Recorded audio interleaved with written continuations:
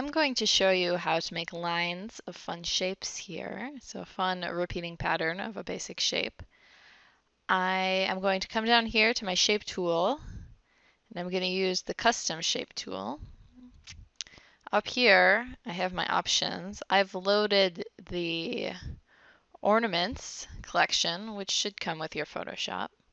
And I'm going to use this shape here. Okay, so I'm going to make a new layer first, and then make my shape.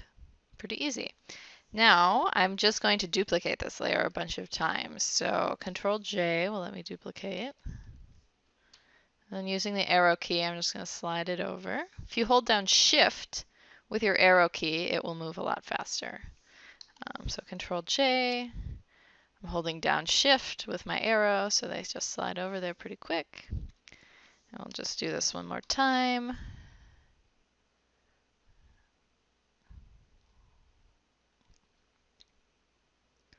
All right, so now holding down Shift, or I'm going to click on this one, hold down Shift, click on the top.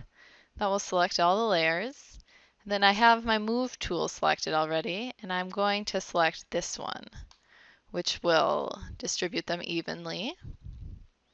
Then I'm going to go ahead, right click, you can't see here, but I'm choosing Merge Layers. And then I'm going to do this again, but going down. So Control J, move it down, keep going. Okay, one more time.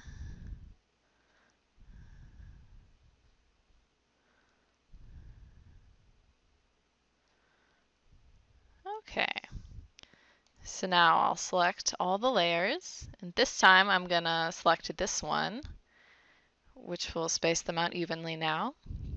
And then to finish, I'm just going to go ahead and merge these together again, and then select the background, and I'm just going to align it on the page like that.